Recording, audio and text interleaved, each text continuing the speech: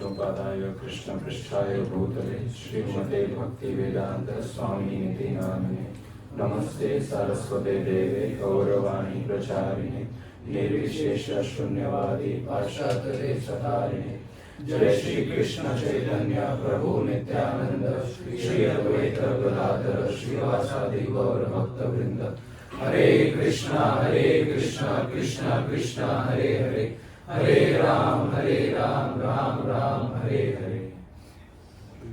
हरे कृष्णा।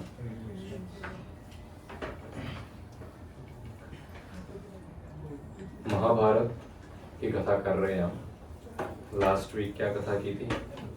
द्रौपदी महाराज के अग्नि पुत्र और पुत्री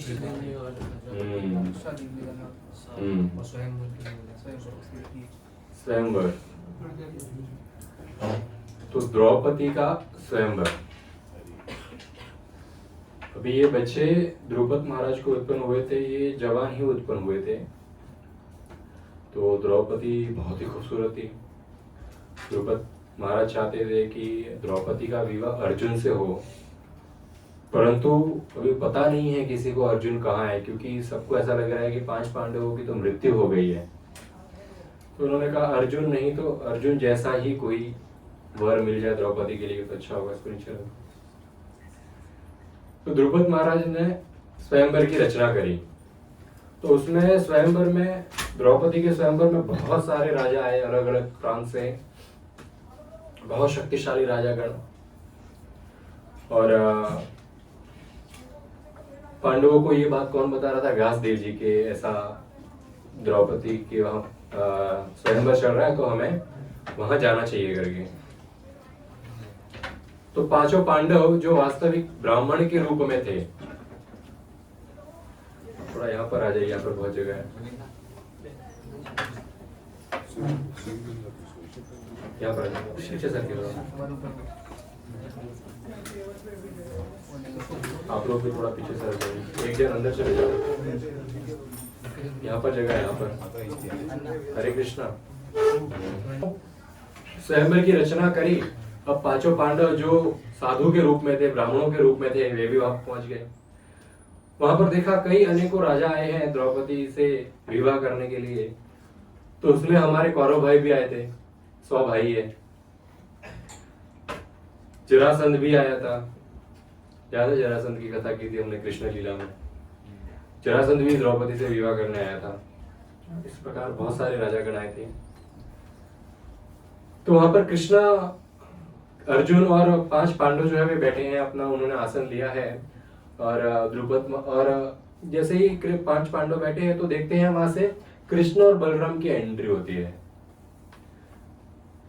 सब लोग बड़ा रिस्पेक्ट करते हैं, कृष्ण बलराम है, जानते हैं सब कृष्ण बलराम तो साक्षात वसुदेव भगवान है। ये तो वसुदेव के पुत्र वासुदेव कृष्ण है, द्वारका के राजा है। ये स्वयंवर में हिस्सा लेने नहीं आए थे, ये ऐसे आए थे। कृष्ण बोले बलराम को चलो कुछ कर्तव्य दिखा के आता हूँ। चलो आ गए। अर्जुन को देखा, अर्जुन बोले पहचान गए? कोई नहीं पहचानता, किसी को पता ही नहीं हम जिंदा है। और ये कृष्ण ने इशारा कर दिया मेरे तरफ। युधिष्ठिर ने कहा अर्जुन ये कृष्ण है, कितना भी मास्क पहन लो, कितने भी वस्त्र बदल लो, कितना भी रूप बदल लो, तुम्हें अंतर आत्मा तक ये जानते हैं। ये तो सोचो मत, दाढ़ी बढ़ा ली तो पहचान नहीं पाएंगे। ये आईफोन का कैमरा नहीं है कि दाढ़ी बढ़ा दी, आंखें चेंज कर दिया तो लॉक ही नहीं खुल रहा है, अंदर क्या है पता ही नहीं चल रहा है। ये कृष्ण है, कैसा भी रूप कर लो पहचान लेंगे। ये कृष्ण के सामने अपना फेस नहीं चलता है, आत्मा चलती है। आत्मा कृष्ण पहचान लेते हैं। द्रौपद महाराज बाहर आए, सबका स्वागत किया।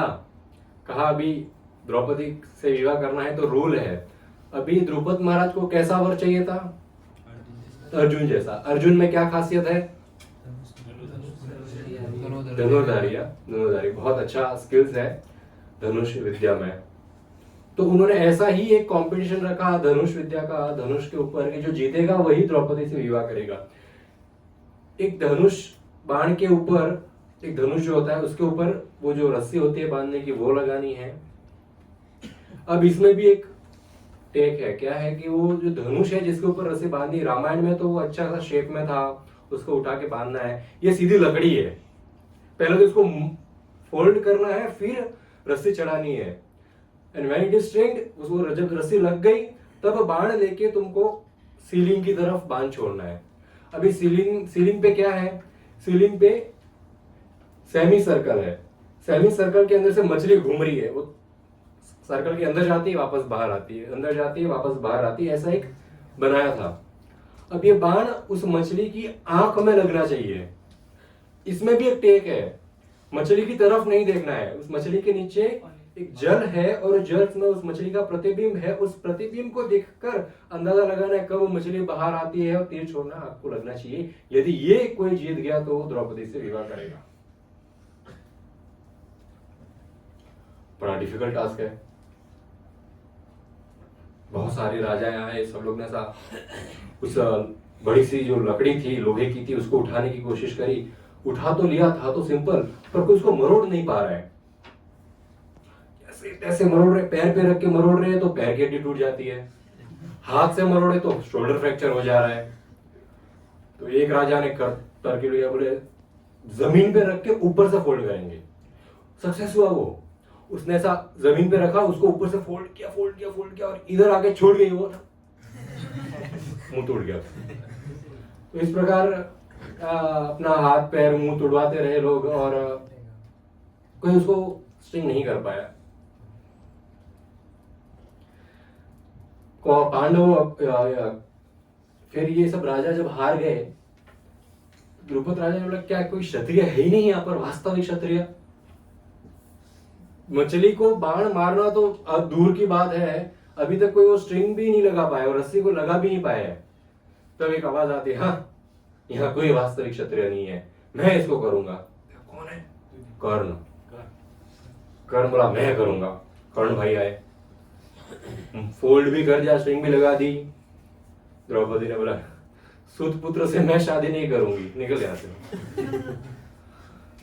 इतना डिसरिस्पेक्ट, बड़ा गुस्सा हुआ। क्या कर सकता है गुस्सा, उस स्त्री के ऊपर गुस्सा भी नहीं करता, लेडी से बोल भी नहीं सकते कुछ। बेचारे ने अभी वो भी शाड़ा है, ऐसा नहीं है कि रस्सी लगी हुई तो ऐसे छोड़ के जाओ, अगला आके तो मारेगा नहीं, रस्सी निकालूंगा, मेरी नहीं तो किसी की नहीं होने दूंगा। तो और किसी चढ़ा नहीं सकता है रस्सी। तो यहाँ पर कोई लोग बोलेंगे कि ये क्या जाति भेद किया, द्रौपदी भी इतनी भगवान की भक्त हो गए, बोले सुस्त से शादी नहीं करूंगी। परंतु वास्तविक ये रीजन नहीं था, वास्तविक ये रीजन था कि कर्ण का उठना बैठना कौरवों के साथ था और द्रौपदी को वो पसंद नहीं था कि जो कौरवों के साथ उठना बैठ रहा है। दो कारण, एक तो इसकी संगति बहुत बुरी थी, गलत संगति के साथ घूमता है, इसलिए इससे विवाह नहीं करूंगी। दूसरा कारण, इसमें घमंड बहुत है। ये हमने वहां पर भी देखा था अर्जुन के समय, वहां पे भी देखा गया था इसमें घमंड बहुत है, यहाँ पर भी देखा गया इसमें बहुत घमंड है। तो उन्होंने कहा ऐसे घमंडी व्यक्ति से तो मैं शादी नहीं करूंगी। तो बेचारा जाके बैठ गया। दुर्योधन बोलता है ये सुतपुत्र है, मैं तो कौरव डायनेस्टी से हूं, मैं करूंगा। ठीक है, तो दुर्योधन आए पर वो भी फेल हो गया, वो स्ट्रिंग नहीं चढ़ा पाया। जरासंध आया, वो भी फेल हो गया। अब अर्जुन को कहा, कृष्ण ने कहा अर्जुन को आप ट्राई करिए। अर्जुन आए, बड़ी आसानी से वो रस्सी उसे धनुष पे लगा दी, बाण चढ़ा दिया, अब मछली की आंख पे तान दिया।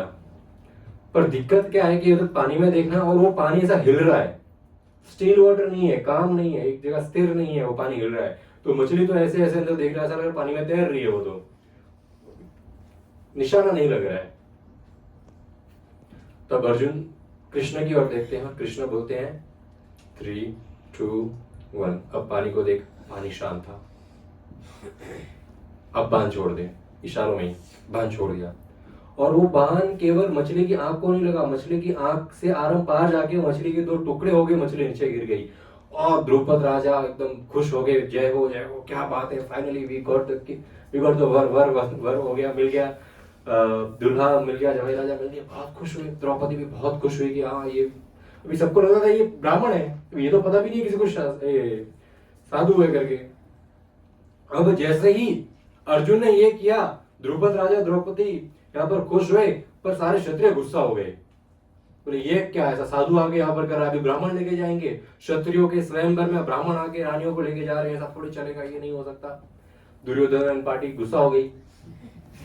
बोले तो ब्राह्मण को तो कुछ कर नहीं सकते, तो ब्राह्मण है, ब्राह्मण को मारेंगे, ब्राह्मण हत्या लगेगी, तो क्या करे? बोले ये जो नहीं हो पाए ससुर, वो द्रुपद राजा को मारो।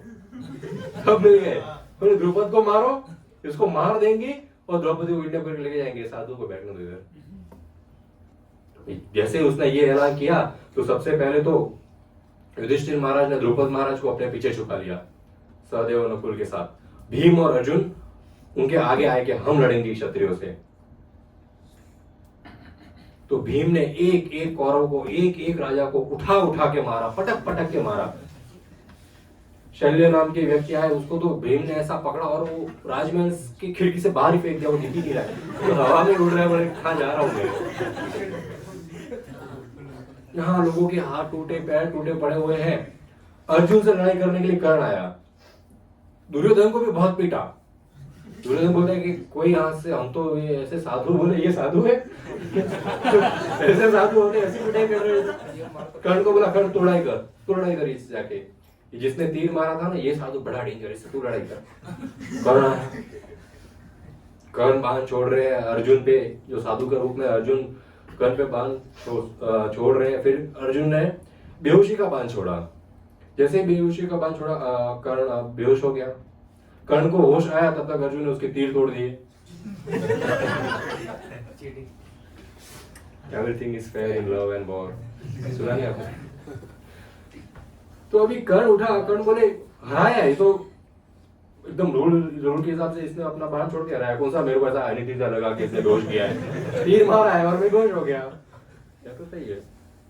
उठ गया। बोले आप है कौन वास्तविक? अर्जुन से पूछा। कर्ण ने कहा कि मेरे को कोई हरा नहीं सकता है वैसे तो। और यहाँ पर साइड में बैठे बैठे कृष्ण और बलराम मस्त पॉपकॉर्न खा के मजे ले रहे हैं। ये मारा, ये भैया दाऊ जी देखो देखो, उधर मारा, बोले उधर मारा। बलराम बोले बड़ा मजा आया यहाँ पे आके, तो ऐसा भी होता है स्वयंवर में, ऐसा ही होता है, तभी स्वयंवर मारा जाता है। वो राजी खुशी थोड़ी ना कोई काम होता। बलराम बोलते हो रहा तो तेरे वजह से ही है, जरूरत क्या थी अर्जुन को हेल्प करने की? जो हो रहा था होने देते। कर्ण उठा, कर्ण अर्जुन को पूछता है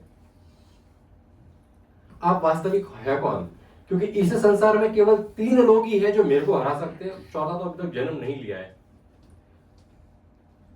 पहला व्यक्ति जो मेरे को हरा सकता है वो है परशुराम। दूसरा व्यक्ति जो मेरे को हरा सकता है वो है कृष्णा। और तीसरा व्यक्ति जो मेरे को हरा सकता है वो है अर्जुन। कृष्ण तो वहां बैठे, आप तो हो नहीं। अर्जुन तो मर गया कब का, अब परशुराम तो नहीं है। अर्जुन ने बोला मैं कोई भी हूं, अपनी टीम यहां से निकल के निकलो, वरना मैं ब्रह्मास्त्र छोड़ूंगा सीधा तुम्हारे ऊपर। अर्जुन को और ब्रह्मास्त्र। अर्जुन ने, कर्ण ने बोला नहीं नहीं नहीं नहीं नहीं, ये तो सबसे बड़ा डेंजर भाई, अभी तो बेहोश किया है, अगली बार बेहोश हो तो उठूंगा भी नहीं है, तो मना। फिर फाइनली कृष्ण और बलराम उठ के आए, कहा कि आप सबको लड़ाई नहीं करनी चाहिए, गलत है। आप लोगों को शोभा नहीं रहता, आप सब क्षत्रिय है और ऐसे लड़ाई कर रहे हैं, ये अच्छी बात नहीं है। चाहते थे कृष्ण सबकी हड्डियां टूटे। तब तक वहां से वो दुर्योधन अपना कमर पे हाथ रखे, सही बोल रहे कृष्ण, लड़ाई में क्या रखा है? जरासंध बोलता है लड़ाई एक गलत बात है, प्रेम से जो सुलझाना है कोई भी समस्या को प्रेम से सुलझाना चाहिए। अभी प्रेमी है उनके पास और तो बचा नहीं है। कृष्ण ने कहा देखो इसने तो भाई स्वयंवर जीता, ये लेके जाएगा, इसमें लड़ाई करने वाली क्या बात है? कर्ण बोलता एकदम सच बोले कृष्ण, 100% की बात है, चलो यहाँ से सब लोग अपना अपना बिस्तर दिया बोलते रहेंगे। अब 5 पांडव द्रौपदी को जीत गए, 5 पांडव द्रौपदी को जीत गए। अर्जुन बोलता है आप कृष्ण है? यस, देखा कृष्ण मेरे में कितनी पावर है, मैंने तीर से उसको मछली के आंख में निशाना मार दिया। कृष्ण बोलते भाई साहब पहले तो ये पानी रुका था क्योंकि मैंने पैर से उसको साथ जमीन पे रखा, पूरी जमीन ही थम गई थी, पानी कहाँ हिलेगा। बोले ये पानी मेरे वजह से रुका था। दूसरी बात, पानी में देख के जो तूने तीर मारा था ना, वो मछली की आंख नहीं, मछली की पूंछ पे जा रहा था। वो तो मैं अनु बन के उस तीर के ऊपर बैठ गया और उस तीर को आंख की ओर ले गया मैं, तब जाके उस मछली की आंख फूटी है। और इनको समझ आया ये तो इनकी मेहरबानी से हुआ है, मेरे में तो कुछ क्षमता ही नहीं है। तो भगवत गीता में कृष्ण यही कहते हैं ना, प्रकृते क्रियामनानि गुणैः कर्माणि सर्वशः अंधकार विमूढात्मा कर्ता इति मान्यते, कर्ता अहम इति मान्यते। मतलब इस संसार के लोग, इस संसार के जीव ऐसे हैं, कुछ भी हो जाए क्रेडिट खुद को लेना है। कृष्ण बोलते हैं कि ऐसा नहीं है, वास्तविक तुम्हारे जीवन में जो भी होता है, तुम ये मेरी 3 प्रकृति है, गुण है, सतोगुण, रजोगुण, तमोगुण, ये तीनों गुणों के प्रभाव में आकर ही व्यक्ति कार्य करता है। इंडिपेंडेंट कोई कार्य नहीं कर सकता। हमको लगता है we are independent, but we are not independent. कहीं पे बहुत बड़ा दान दे दिया, अरे फलाना फलाना 1 लाख रुपया डोनेशन, तेरे सात्विक गुणों में इतना दम था कि तेरे पास इतना पैसा है तो दान दे सका।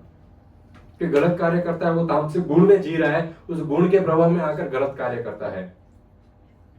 जो व्यक्ति कृष्ण के शरणागत नहीं है, जो व्यक्ति भक्त नहीं है, कि भगवान की भक्ति नहीं करता है, वो व्यक्ति का जीवन जो है गुणों के ऊपर निर्भर करता है। कैसे गुण उसको कंट्रोल करते हैं, उसका उसके ऊपर पूरा लाइफ डिपेंड करता है। परंतु जो व्यक्ति भगवान को शरणागत है, उसका जीवन कृष्ण चलाते हैं। यहाँ पर अर्जुन को बताया कि तेरा जीवन मैं चला रहा था, पर अर्जुन जिस प्रकार, अर्जुन को पता नहीं चला, इस प्रकार हमको पता नहीं चलता कि हमारा जीवन वास्तविक चला रहा कौन है। एक बहुत अच्छा गायक है तो वो सोचता है क्या गाता हूं मैं, लोग दीवाने हैं मेरे गाने के। एक राग छेड़ता हूं, वहां से 500 की गड्डियां उड़ उड़ के आती है।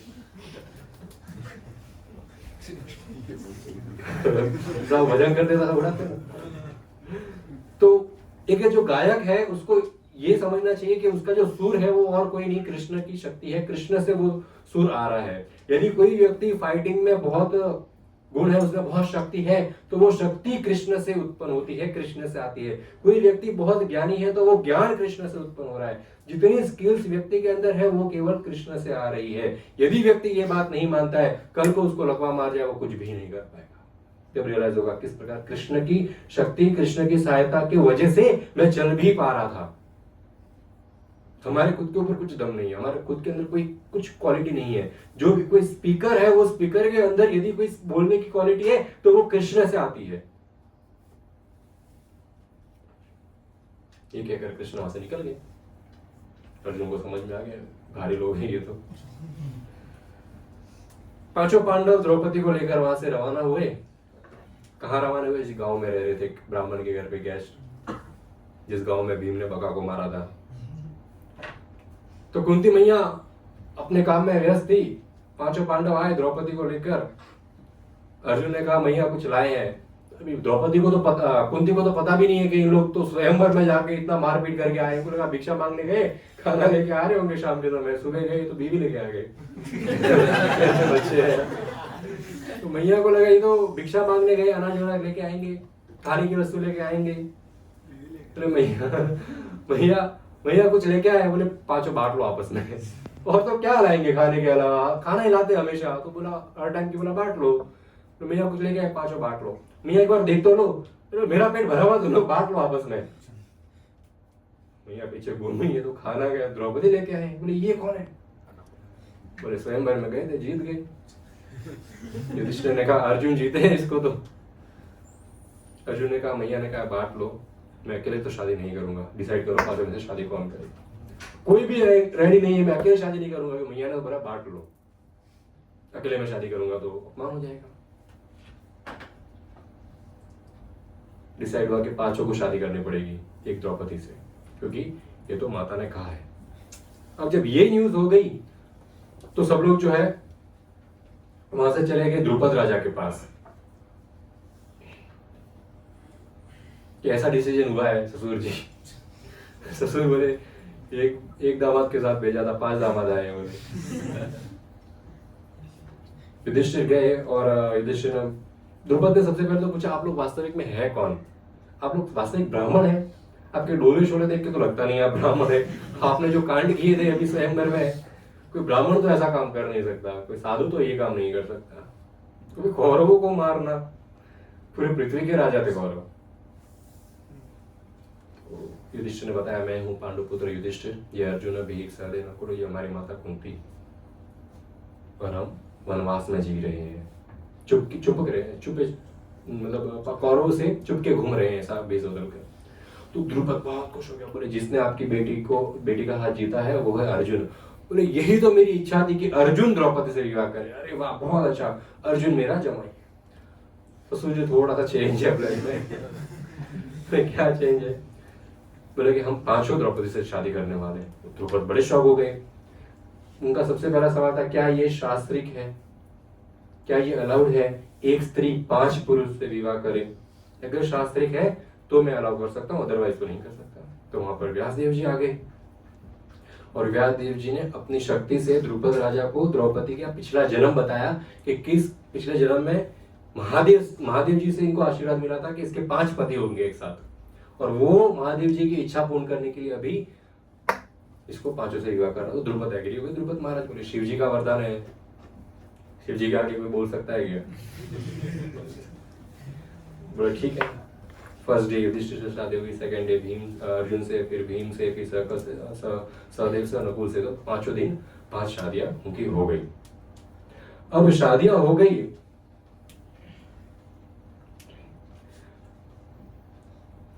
तो हस्तिनापुर में विदुर पहुंचे धृतराष्ट्र के पास।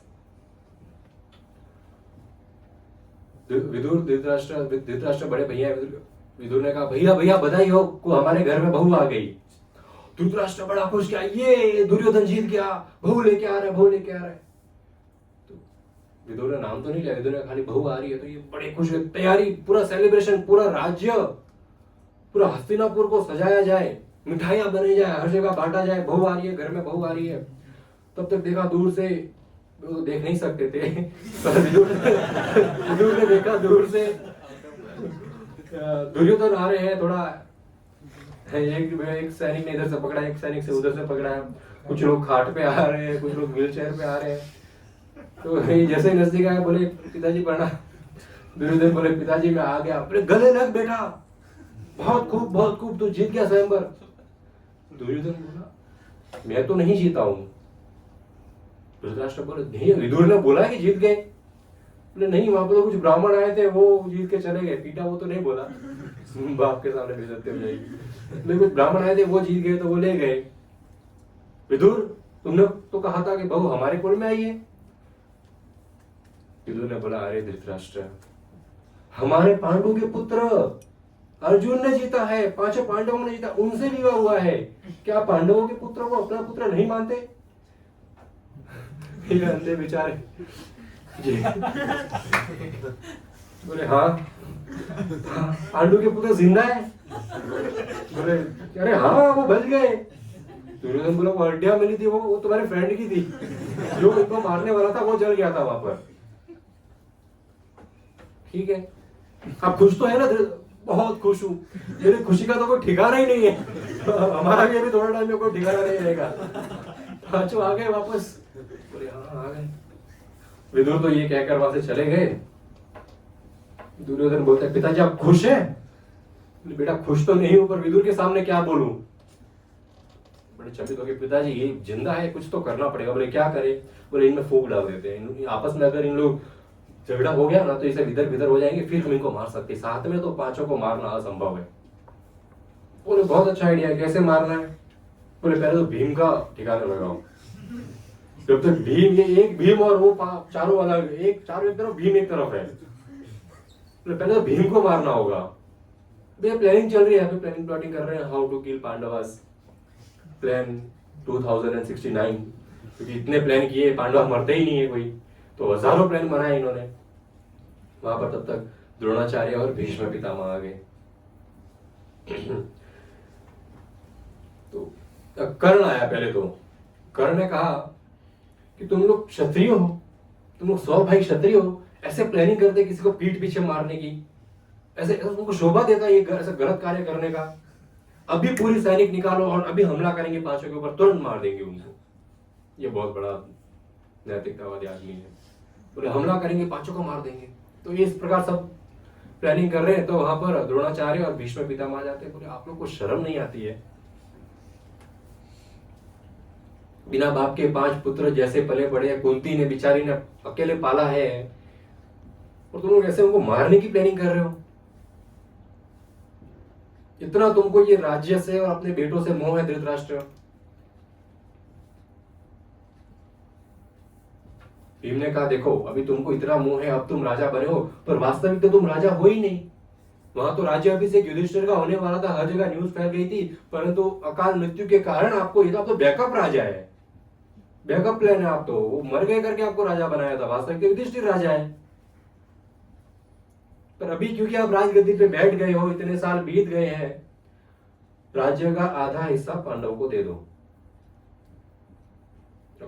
धृतराष्ट्र कुछ बोल नहीं पाए, है ही नहीं कहने के लिए। घर में सबसे बड़े तो भीष्म पितामह है, द्रोणाचार्य भी आ गए, उन्होंने भी कहा कि हाँ ऐसे तुम लोग पांडवों के साथ नहीं कर सकते, आधा राज्य दे दो उनको।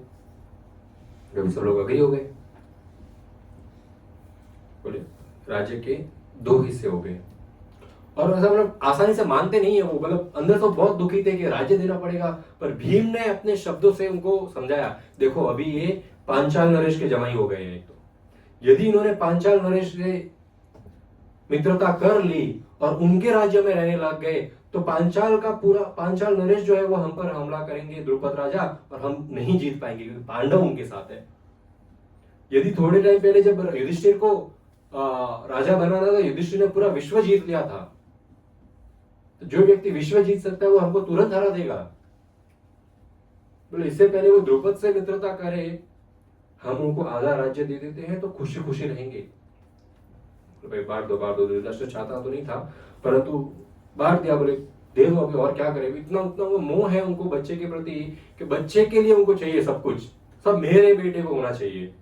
खुद कल को मर जाएंगे कोई फर्क नहीं पड़ता है, खुद इतना दुख में जिए कोई फर्क नहीं पड़ता है, मेरे बेटे को सब बेस्ट होना चाहिए। और वो बेटा क्या करेगा, वो अपने बेटे के लिए मरेगा जिंदगी भर, मेरे बेटे को सब कुछ मिलना चाहिए, उसके लिए बेस्ट है, मेरे को चाहे मिले ना मिले। और वो उसके बेटे। इस प्रकार हर व्यक्ति अपनी जिंदगी कुत्तों के जैसे सवार जी रहा है। ये जानवरों की जिंदगी अपना इलाका बना दिया, इसमें खाली मेरा परिवार रहेगा। फिर वो कुत्ता तो मर जाता है, फिर उसके बच्चे बड़े होते हैं, हमारे बाप का इलाका है ये जो BMW गाड़ी देखते हो सबके ऊपर सुसु किया था मेरे पिता ने, ये पूरा मेरा है। तो कुछ कर नहीं सकते थे। और जो राज्य है वो डिवाइड करना पड़ा था। अभी राज्य डिवाइड कर रहे, इससे पहले ये 5 पांडव जो है द्रौपदी के साथ रह रहे थे, तब उनको मिलने के लिए नारद मुनि आए। शादी हो गई थी, उसके थोड़े टाइम बाद नारद मुनि आए। नारद मुनि ने कहा कि बड़ा विचित्र ये तो हो गया कि आप 5 भाइयों ने एक स्त्री से शादी की है, परंतु क्या आप खुश रह पाएंगे जीवन में। अब ये बात समझाने के लिए नारद मुनि ने एक कथा सुनाई, इनको रामायण की कथा सुनाई। बोले 2 राक्षस थे, सुंद और उपसुंद और सुंदर, 2 राक्षस हुए, 2 भाई एक दूसरे से बहुत प्रेम करते हैं। दोनों भाइयों में बहुत अच्छी मित्रता।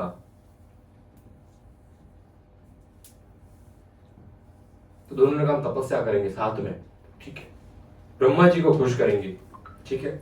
दोनों ने भीषण तपस्या करी, और दोनों ने तपस्या करी तब ब्रह्मा जी वहां पर आ गए। अब दोनों भाइयों ने कहा ब्रह्मा जी अमर होने का वरदान चाहिए। ब्रह्मा जी ने मेरे पास वो तो नहीं है, इसके अलावा कुछ भी मांगो। बड़े राक्षस लोग बड़े दिमाग से, हिरण्यकश्यप कितना दिमाग वाला था, बोले इधर नहीं मरूंगा, उधर नहीं मरूंगा, वैसा मरूंगा वैसा मरूंगा, फाइनली मर ही गया।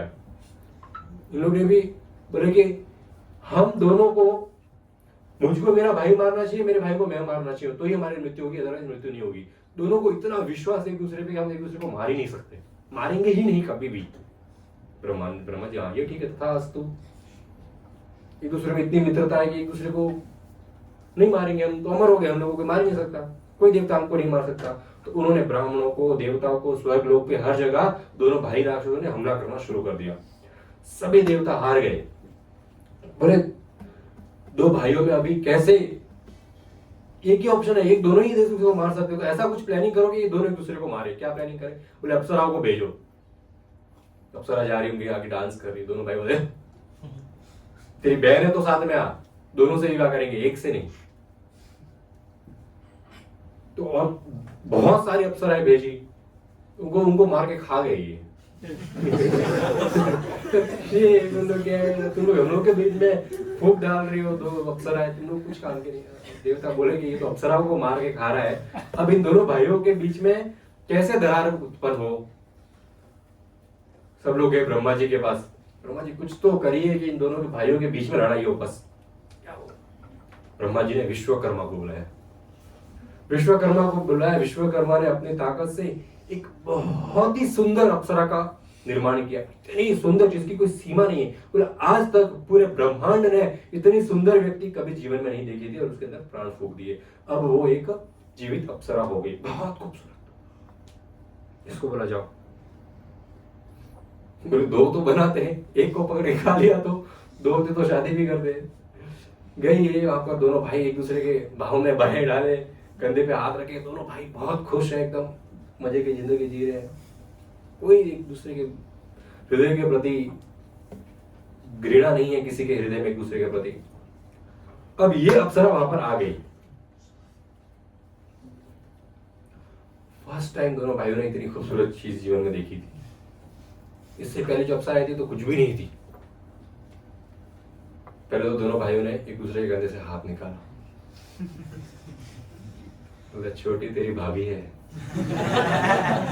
भैया आपकी भाभी है, तेरी भाभी है, तेरी भाभी है, तेरी भाभी है, मेरी बीवी है, मेरी बीवी है, ऐसा मत कर, ऐसा मत कर, ऐसा मत कर। और आपस में दोनों की लड़ाई, और लड़ाई ऐसी भयंकर, एक दूसरे की जान के हत्यारे हो गए। दोनों एक दूसरे की छाती पर चढ़ गए, और जैसे नरसिंहदेव ने फाड़ा था वैसे एक दूसरे की छाती पे हार का, और साथ में ही दोनों ने फाड़ दिया एक दूसरे को, वही मृत्यु होगी दोनों की।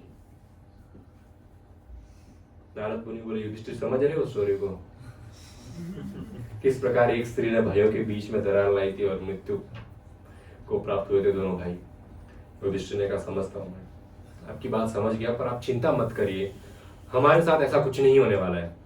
कि हम पांचों भाइयों का नियम है, द्रौपदी जब युधिष्ठिर के साथ रहेगी युधिष्ठिर के घर में, तब तक बाकी चारों भाई द्रौपदी की तरफ देखेंगे ही नहीं, उसके घर में ही नहीं जाएंगे। जब अर्जुन के साथ रहेगी तो दूसरे भाई उसके घर नहीं जाएंगे, ताकि ना नजर पड़े, ना ऐसा मन में ख्याल है तो मेरी वाइफ है, मेरे भाई के साथ है, तो देखेंगे ही नहीं द्रौपदी को साथ में हम। तो ये हमारा रूल है। नारद बोले ठीक है, तो बहुत अच्छा रूल है, पर ये रूल यदि किसी ने तोड़ दिया पांचों भाइयों में से, तो उसको जंगल में वनवास लेना पड़ेगा और काफी लंबे समय तक ब्रह्मचर्य पालन करना पड़ेगा। तो ये उसकी पनिशमेंट है, अगर गलती से वो मेरे घर में आ गए और द्रौपदी को देख लिया। ना, ये अच्छा रूल है, वेरी गुड, ये रूल पालन करना फॉलो कर दिया। अब यहाँ पर भीष्म पितामह ने धृतराष्ट्र को कहा चलो अभी बहू को घर पे स्वागत तो करो। पांचों पांडवों को इनविटेशन भेजा गया, पांचों पांडव आए वहां पर, बहुत ही भव्य विशाल स्वागत उनका किया गया वहां पर। बहुत दुर्योधन भी देख के मुस्कुरा रहा है, न चाहते हुए भी। धृतराष्ट्र भी मुस्कुरा रहा है, आ गए मेरे बेटे, जिंदा है सब, क्या बात है। अंदर तो रो रहे हैं, क्यों आए तुम लोग, बहू आ गई, भाभी माँ। सब लोग 100 देवर है यहाँ पर, पैरों में गिरे, भाभी माँ ऐसी भाभी माँ। मन में तो बोले कब इन सबका सत्यानाश हो। भीष्म पितामह ने समझाया ऐसा ऐसा डिसाइड हुआ, आधा रोल ये करेंगे, आधा आप करोगे। बोले ठीक है। हस्तिनापुर का जो नॉर्दर्न पार्ट था वो पांडवों को दे दिया। अभी वो हस्तिनापुर का ऐसा आधा हिस्सा था जहां पर जानवर भी नहीं रह सकते, प्योर रेगिस्तान, कुछ नहीं, खंडर पड़ा है, पूरा का पूरा इलाका खंडर, कोई नहीं रहता वहां पर। वो जगह पांडवों को दे दी। बोले ये आपके लिए है, आप तो राजा है, राजा तो यहाँ क्या करेंगे। पर पांडु पुत्र है, कुंती का ऐसी शिक्षा है, ऐसा संयम है पांचों भाइयों में, सब लोग चले गए। ठीक है कोई बात नहीं, हम चले जाएंगे। यहाँ पर पांचों भाइयों ने सबसे पहले तो उनको जो एरिया दिया गया उसका नाम है कुछ, क्या नाम है, खांडीर प्रस्थ। वेरी गुड, खांडीर प्रस्थ एरिया दिया गया उनको। अभी खांडीर प्रस्थ एरिया दिया गया तो सबसे पहले तो उन्होंने खांडीर प्रस्थ की बॉर्डर बनाई। मालूम पड़ा रात को 100 कौरव वाला वो मार दिया, हेड द्वारका एरिया धीरे बाउंड्री अंदर ले रहे हैं, 100 भाई एक साथ काटने लगे तो अगले दिन तो पूरा खांडीर में इनका हो जाएगा, खांडीर प्रस्थ इनका हो जाएगा। तो बॉर्डर बनाते हैं, बॉर्डर बनाई। पांचों भाइयों ने मिलकर महल बनाया, पांचों भाइयों के महल बने, धीरे धीरे बिल्डिंग्स बनानी शुरू करी। और ये जब हस्तिनापुर की प्रजा ने देखा, अरे पांडव वहां चले गए, मैं भी जाता हूं। कुछ किसान चले गए, कुछ दुकानदार चले गए, कुछ नृत्य करने वाले चले गए, कुछ गायक चले गए। धीरे धीरे इंद्रप्रस्थ तो खाली होने लगा। दुर्योधन देखे, बोले टैक्स कम क्यों आ रहा है? बोले इंसान ही नहीं है तो टैक्स कहाँ से आएगा? कहाँ जा रहे हैं सब? बोले इंद्र वहां पे पांडवों के पास जा रहे हैं, खांडीप्रस्थ जा रहे हैं। तो खांडीप्रस्थ का कैपिटल बना है इंद्रप्रस्थ। बोले यहाँ पर इन लोग रहने के लिए जा रहे हैं। और अर्जुन इन्होंने बड़ी खुशी खुशी सबका स्वागत किया, बोले आइए रहिए। अच्छा, अब इस प्रकार प्रजा बढ़ गई। जब प्रजा बढ़ जाती है तो कंप्लेंट्स आनी भी शुरू होती है। सबसे पहले कंप्लेंट आई अर्जुन को। खांडवप्रस्थ थे तो अर्जुन को कंप्लेंट आई। ब्राह्मण आया भागते हुए, बोले कैसे राजा है आप लोग, टैक्स लेते हैं, मेरी गाय रात को चोरी हो गई। ये राजा क्या रात को गाय की देखभाल करना है? पर जनता जनार्दन, जो जनता बोले मानना पड़ेगा। बोले मैं आपकी गाय को ढूंढ के लाऊंगा, जो चोर लेके गया उसको पकड़ के लेके आऊंगा, मैं आपकी गाय को लाऊंगा, चिंता मत करो। बोले अभी के अभी जाओ। ठीक है। अब अर्जुन के जो बाण थे वो पड़े थे युधिष्ठिर के घर में, और उस समय द्रौपदी युधिष्ठिर के घर में थी। अब यदि बाण लेने जा रहे हैं तो द्रौपदी वहां पर दिख जाएगी। अब का धर्म संकट में फंस गए। अर्जुन ने कहा मैं वनवास एक्सेप्ट कर लूंगा, गलती है ना, वापस उस महल में जाना मतलब ये गलती है, हम लोग डिसाइड किया नहीं जाएंगे। अब मेरे को जाना पड़ेगा बाण लेने के लिए, वो वनवास एक्सेप्ट करूंगा। अगर वो नहीं किया मैंने, ये ब्राह्मण गुस्से में श्राप दे गया, तो सब भाइयों को वापस वनवास जाना पड़ेगा, मुश्किल से तो वापस आए इधर। बोले एक मैं अकेला जाने को रेडी हूँ, 5 भाइयों को नहीं लेके जाऊंगा। चले गए, युधिष्ठिर के महल में चले गए, अपने बाण लेकर आ गए। द्रौपदी को देखा ही नहीं उन्होंने, वो अपनी नजरें नीचे रख के ही गए, बाण लेकर वापस आ गए। और बाण लेकर गए, चोर को पकड़ा, गाय को वापस लिया, ब्राह्मण के घर पे उसकी गाय लौटाई, वापस महल में आई, युधिष्ठिर के सामने आके हाथ जोड़कर खड़े के भैया बाण लेने के लिए मैं आपके महल में आया था, मैंने रूल तोड़ दिया है, अब मैं जा रहा हूं जंगल में। युधिष्ठिर ने बोला नहीं, ऐसा मतलब कोई गलत काम थोड़ी किया आपने, और आप तो देख भी नहीं रहे थे, ये तो हमारी प्रजा के लिए कुछ कार्य था, आपने किया, कोई बात नहीं, पनिशमेंट नहीं मिलेगी, आपको जाने की जरूरत नहीं है। अर्जुन ने कहा नहीं, रूल इज रूल। आज मैंने गलती से रूल तोड़ा है, कल मैं जानबूझ के भी रूल तोड़ सकता हूँ। नियम पालन करना इतना इंपॉर्टेंट है। गलती से बोले सिगरेट की टपरी में गलती से पहुंच गया, मैं फ्रेंड पी रहा था, मैं तो गलती से खाली हवा नाक में चली। अगले दिन एक बार खाली टेस्ट किए, गलती से फ्रेंड फोर्स कर रहा था, उसने गलती से जबरदस्ती मेरे होठों पे शराब लगा दी, गलती से, मैंने पी नहीं है, खाली होठ को छू के वापस चली गई। तीसरे वीकेंड थोड़ा सा होठ खुला था, खाली 2 बूंद गलती से, और ये गलती कब आदत में परिवर्तन हो जाती है पता ही नहीं चलता है। अर्जुन ने कहा गलती तो की है, फर्स्ट टाइम में पनिशमेंट मिलनी चाहिए। अर्जुन ने तो अपने गहने वहने उतार दिए और साधु का वेश वापस पहन लिया और निकल गए वहां से। अब अर्जुन निकल गए, गंगा के किनारे पे जाकर अपना पूजा पाठ कर रहे हैं। अब गंगा के अंदर है नागलोक, और नागलोक से एक नाग कन्या वहां बाहर आ गई। ये व्यक्ति इतना सुंदर है, इतना भक्ति भाव वाला व्यक्ति। नाग कन्या का नाम था उलूपी। उसने अर्जुन को अप्रोच किया, क्या आप मेरे से विवाह करेंगे? अर्जुन ने कहा उसी कारण से तो वनवास में घूम रहा हूँ, आप बोल रहे और शादी करो। बोले मैंने तो नियम लिया है, ब्रह्मचर्य पालन करूंगा मैं, और जंगल में रहूंगा, मैं आपसे विवाह नहीं कर सकता। उलूपी बोलती है आप क्षत्रिय है, क्षत्रिय का धर्म है, यदि कोई स्त्री आए विवाह करने के लिए तो क्षत्रिय मना नहीं कर सकता, क्षत्रिय को विवाह करना ही पड़ेगा। आजकल कोई क्षत्रिय ऐसा बचा ही नहीं है, आजकल तो लोग भाग के शादी करते हैं शॉर्टकट में। तो इसने तो मना कर दिया, पर वो उलूपी समझाने लगी आप क्षत्रिय है, आपका धर्म है कि आप आपके शरणों में जो स्त्री है उसको आप जरूर आश्रय देंगे, आपको उसको विवाह करना ही चाहिए, ये आपका धर्म है, वरना आपको पाप लगेगा, नरक जाना पड़ेगा। वो तो ज्ञान की बातें कहने लगी। अर्जुन ने बोला ठीक है, इतना फोर्स कर रही है तो चलो विवाह कर लेते हैं, परंतु जब पुत्र की प्राप्ति होगी मैं चला जाऊंगा।